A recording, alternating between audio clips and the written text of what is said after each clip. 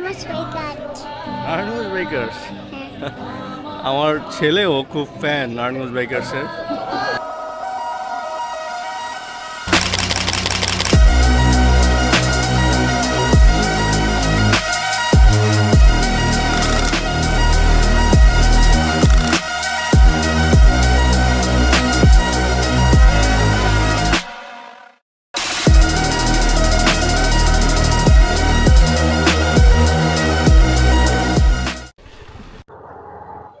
আসসালামু আলাইকুম, কেমন আছেন সবাই?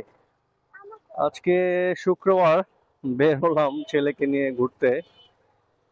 বের হয়ে যেতে যাচ্ছিলাম একটু গ্যারেজের দিকে, তো ছেলে বায়না ধরছে ওকে নিয়ে রাসেল পার্ক যেতে হবে।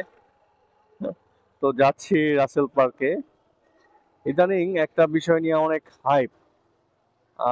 সিএফ মোটরস 125 সেগমেন্টের যে বাইকটা লঞ্চ হলো, এটা প্রাইস নিয়ে অনেকে একটা দ্বিধাদ্বন্দ্বের মধ্যে আছে যে আসলে এটা প্রাইসিংটা কেমন হবে। তো সবকিছু বিবেচনা করলে আসলে এটা যে ফিচার্স দিয়েছে সেটা আমাদের 150, 155, 160 বাইকগুলোতেও নাই। সবকিছু চিন্তা ভাবনা করে আশা করি তারা বাইকটা একটি রিজনেবল প্রাইসের মধ্যে বাজারে ছাড়বে।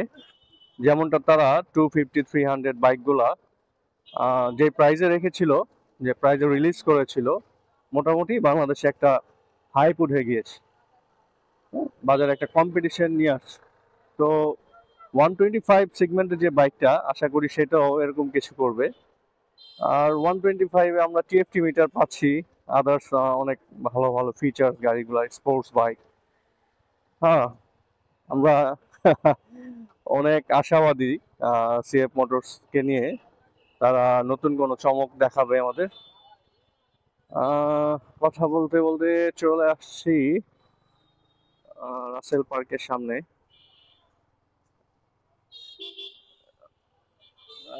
বৃষ্টির কারণে আমাদের দেহবুকের অবস্থা খুবই বাজে, পানি আর পানি, থাকা যায় না। যাই হোক, ছেলের বায়না মিটাতে চলে আসলাম।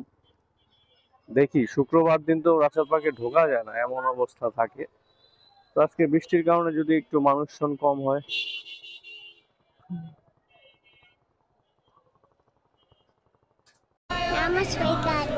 নারায়ণগঞ্জ বাইকার্স।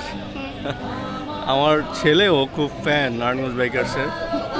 সে সারাদিন টিভিতে, ইউটিউবে দেখে আমাদের ভিডিওগুলো।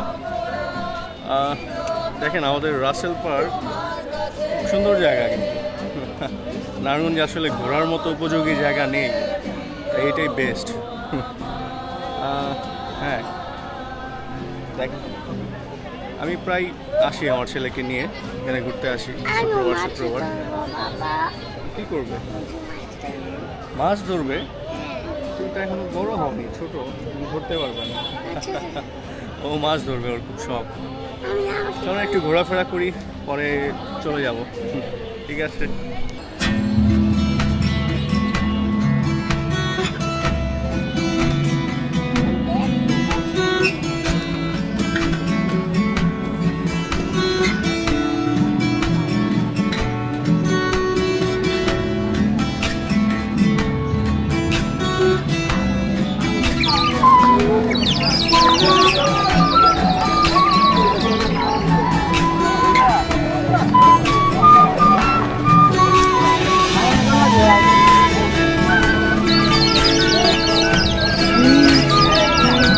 তুমি কোথায় এসেছো? রাসেল পার্কে। তোমার ফেভারিট? যাবে? চলো।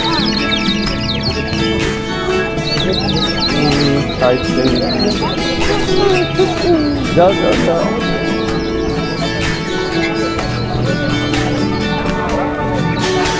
হ্যাঁ, যাচ্ছি যাচ্ছি।